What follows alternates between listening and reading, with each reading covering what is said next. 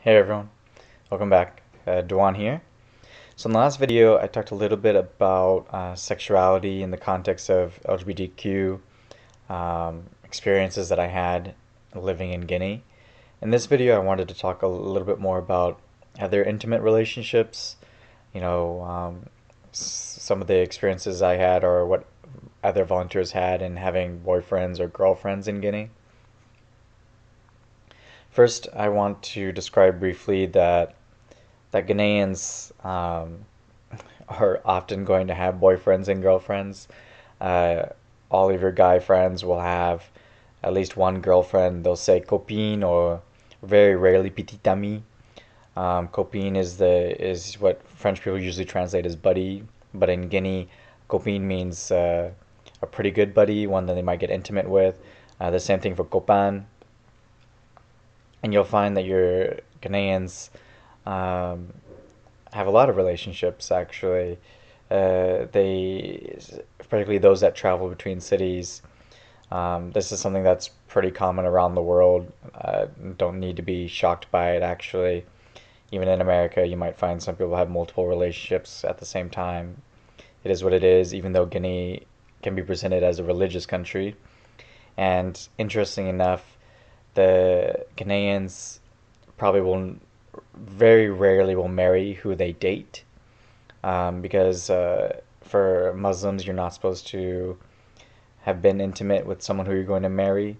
So for them, they know that there's a dead end to having a boyfriend or having a girlfriend. It's just for having fun, going out dancing, going out eating or doing more with. And that's how they see a lot of those relationships. Some of the younger people, they do want to date and they want to marry the same person, just because they see that on TV or the shows. Others, they might want to continue the relationships with their boyfriends or girlfriends even after they marry, just because, again, wives and husbands might come from different villages or different towns, and then they might go back to go to work or something like that. So it's easy for some couples to maintain relationships for years, even while they're married and having kids. So back to you as a Peace Corps volunteer. Just to lay the groundwork a little bit more, you have to realize that you are an exotic creature. It doesn't matter if you go into Guinea or if you go into some other developing country. You're the foreigner with the accent, the interesting clothes, the cool toys, lots of different experiences. You've traveled, you've been to places that others could only dream of. And so, as an American, you're being put on a sort of pedestal. And that makes you very attractive, very desirable to so many people. And this is true if you're a white American or a black American, even though the black Americans oftentimes had to justify that they were Americans, prove a little bit more, but still being put on a pedestal, still being desired by a lot of locals. Again, just something similar to whenever you meet a foreigner, you feel attracted to them because they're so different and you want to know more. So, with that in mind, people might be very forward with you. They consider Americans to be friendly people, they want to help, and they're open to conversations. That's part of your job as a Peace Corps volunteer. You're supposed to be having conversations, you're supposed to be meeting people. They're used to that, with their interaction with Americans. So some Guineans might introduce themselves or call out to you saying, "Hey, my friend, my brother, my sister," without even knowing who you are. And they want to sit next to you, they want to talk to you a little bit, they just want to get to know you. And that's fine. That's fine. That's normal. You'll get that everywhere you go. It's these meetups though, and that kind of give you an opportunity to have more than just a casual conversation. It gives you a chance to ask questions, get to know someone. You're doing basically blind dating, and it don't be shocked if you might actually come to like someone you're having a conversation with and think like, I wonder if I should exchange numbers with this person. Maybe see them here at this cafe again, have more conversations, maybe go and have a little bit deeper type of relationship. Peace Corps won't stop you from doing that. That's fine to have a relationship. The the only thing that Peace Corps is concerned about and what you should be concerned about is whether or not a relationship is genuine. So again, people, they want to get to know you because you're the foreigner, but then why do they want to keep talking to you? Why do they want to keep interacting with you? Some people might be genuine. They might actually like you for you. Others, unfortunately, they might like you for for the chance just because you're an American and they want to have said that they dated an American, nothing else. Others might want you for your green card, your passport, access to a chance to leave Guinea and go somewhere where there's so much more opportunity. And who can blame them for thinking of those possibilities? People are always thinking of their future, where they could be, and what sort of relationships they need to get there. But for an American who actually wants to have a genuine relationship, that can be upsetting when you spend a few weeks with someone and out of the blue, or actually not even out of the blue, they just keep repeating the same conversation like, hey, like, have you looked into the green card or the citizenship conversation, and how can we get it? And this will be true even for some of your friends, your casual friends, and it's like, it's a difficult conversation. It's not one that you want to have, and it shows that perhaps they aren't interested in you as a friend, as a boyfriend, as a girlfriend, whatever. And that can be upsetting, and eventually you have to kind of have a mature conversation with them saying, hey, can we not talk about that anymore? Or you have to cut them out, and that can be problematic too. It's just a letting off, basically. The female volunteers had a lot more success in having boyfriends. Some of them just said they had so many more chances, and finally they seized one. One volunteer said that she never had boys talk to her like that in America. She never was considered the attractive one. I mean, but to be real, a lot of Peace Corps volunteers are coming straight out of college where they're not only taking classes full time, but they're spending hours doing homework, working part time jobs. They just don't have the same time and availability as they might as a Peace Corps volunteer who's living in a village, is forced to walk around, is forced to meet people, and has so many different opportunities to meet and interact and build relationships with people that want to build relationships with you too. So this situation is different. But yeah, some of the girl volunteers were definitely more successful in having relationships. Um, some of their complaints and reasons why they ended certain relationships was just what I already mentioned. They realized that it wasn't going to go anywhere, that they weren't being liked for who they were, or they just ran out of things to talk about. Um, some of the volunteers had much more successful relationships, and they did things that normal couples did. Nobody's going to give you any shit like walking around town if you're with your boyfriend. Um, People might talk and chit chat, but you can ignore it. It's not going to be bothersome. Uh, there was one volunteer, I think, in my group who married her boyfriend, and now they live not too far away from me, actually, in DC. They dated for several years before finally uh, getting his papers in order to travel to America. So they had a really long relationship, a long time to figure out who they were, if their love was genuine. Another volunteer, I think she was dating a younger guy, and one of her comments was that she didn't know if it was really going to work out with her career goals. And also, she didn't like the idea of, or she was worried about the idea of perhaps always having to be the one supporting him. Because you might find someone who has all these great attributes, great characteristics, but with the education the way they are, and you have to think about like how hard it is to get a job in America for an educated person. Um, it can be really tough, and those thoughts can be stressful on how you think about moving forward in a relationship. You really have to weigh those considerations, um, and understand that you're so young, And is it really time to be making those commitments? That's just the type of mature conversations that you have to have with yourself.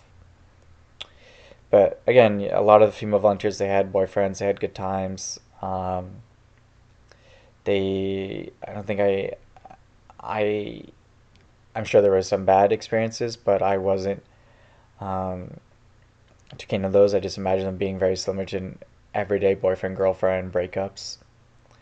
As for the male volunteers, I didn't know a single male volunteer who had a girlfriend in Guinea. Uh, in my conversation with another volunteer, one of the things that prevented him from even looking for it was knowledge that almost like 98% of female Guineans are excised, and it just gets sad to think about. So it's like female genital mutilation. Another thing is a lot of women are already betrothed or married, who would be old enough for us to even consider dating. Uh, there's always a worry about your own reputation. So for me, like I would just tell people, like I don't want a relationship at all. I just want to guard my reputation. I want to be focused on work. That was because the previous volunteers had open relationships in my village, and I wanted to set a different tone. Again, a lot of volunteers, the female volunteers, were very discreet with their relationships, even if some people knew. But yeah, the other male volunteers just didn't. There wasn't much to interest them, age wise, education wise, and those are the problems with the developing country, is that a lot of the women have been held back, or they're married at a young age, and it's not their fault, but again, we just have different things that we're looking for. In Sierra Leone, several of the male volunteers did have girlfriends, some of them multiple girlfriends. But then it got into a situation where it's kind of blurry, the line between having a relationship with someone you like and sponsoring someone, or even basically prostitution. So remember, you as an American compared to Guineans are wealthy as fuck. You make more even with your Peace Corps salary than your neighbors make. And knowing that you'll have your nice exit package too, you're making good money. Uh, Guineans, like if you have a boyfriend or girlfriend and they come to visit you, that's not just like, oh, I had the time, I'm gonna go visit my boyfriend or girlfriend. That's like, maybe a week's salary. And so, and it just wasn't just the male volunteers who had relationships in Sierra Leone, or I was doing it too for my friends in Guinea. It's just like you feel like when you're hanging out with your Guinean friends, like you feel like a responsibility to pay for things or to leave money, to help them out a little bit. And so when we talked to these male volunteers in Sierra Leone who had girlfriends, they were like, yeah, I just left, like I'd go to my girlfriend's place, hook up, and I'd leave money for her just to like help her out. But like he said, it felt like prostitution, and superficial look, it looks like prostitution, but he liked this girl. Um, it's a difficult thing to think about and difficult actions to consider, because then it goes back to that feedback, like why does this person even like me? So that's always on your mind. um, I know that the when you're thinking about having a relationship, you not only have to think about, is it genuine or not, but security and reputation. So security, it's just, you want to get to know someone, you want to know, do they are they going to treat you safely? That takes a little bit more digging than, a 5-minute conversation or blind dating. Um, are their friends going to treat you safely? You some people might get really heavy into drinking, and when you're the American in the room, like drunk people will come up to you and want to interact with you, and you don't know if your friend or girlfriend or boyfriend is going to respond in a good way to help get you out of that situation. So you have to think about that.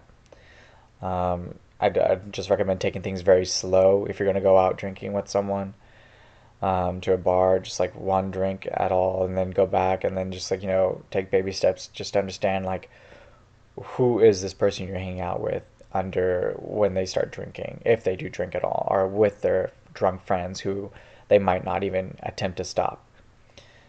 Um, Reputation, again, you're going there to do a job. And so if you get into, not so much if you're going to have a relationship, but if you get into like a hookup mode, I just don't recommend that. I don't think it's wise. I don't think it's good for your health. Even though HIV rates are lower than other countries, you just have the idea that, a lot of people are already married, and if you're hooking up with people that might be married, that could be problematic for you. If you're hooking up with people who get jealous of each other, they might cause problems. It's just how it goes. And finally, I guess when talking more about relationships and going back to integrity and being genuine, you have to work really hard to resist temptation. So again, if you're a Westerner or American, you're on this pedestal and people want to talk to you and they're willing to talk to you for extended periods of time, just because you're a Westerner, you you might see things as being easy to do. Um, you might see opportunities easy to take advantage of, and that can work to your benefit quite a lot. I used it to go to a top of a waterfall. I used, being an American to meet with a French diplomat at his house, just because, like, oh, what was that conversation? Just like, oh, hey, I'm white. Like, hey, you're white too. Let's hang out sometime. But in terms of going back to the hookup thing, I'll give you a story. There was a Swiss German who we knew. Uh, he knew quite a lot of volunteers because he traveled a bit, and we just like introduced him to each other. When I first met him, I thought he was a very cautious, very nice young guy, um, and he had come to do some really cool work.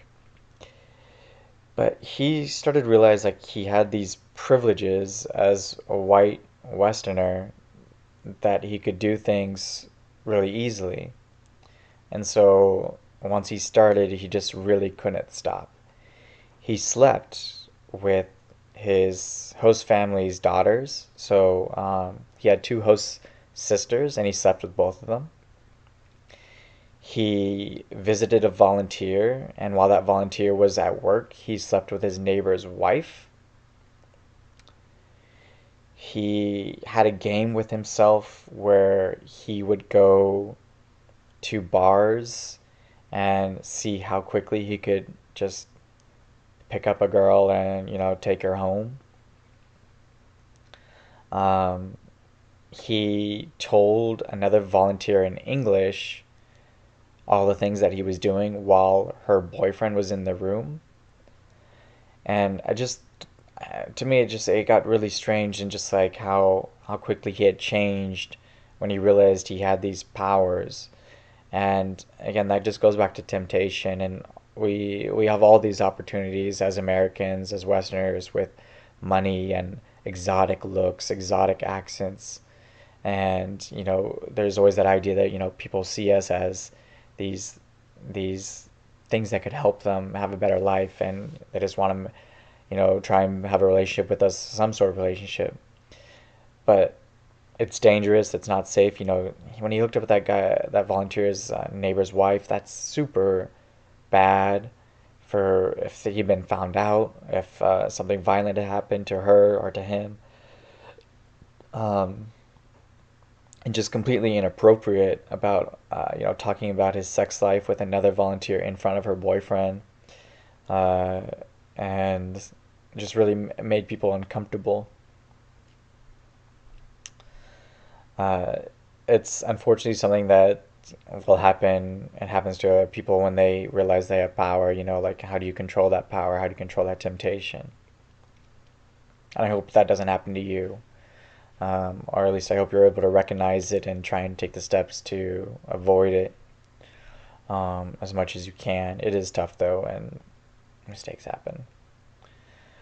Um, so yeah, basically to sum up things, if you're a Peace Corps volunteer in Guinea, you can have a boyfriend.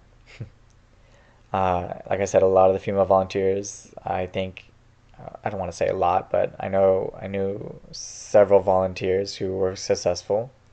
I didn't know any male volunteers who had a Guinean girlfriend, but I don't think it's impossible. The Peace Corps volunteer before me married a Guinean.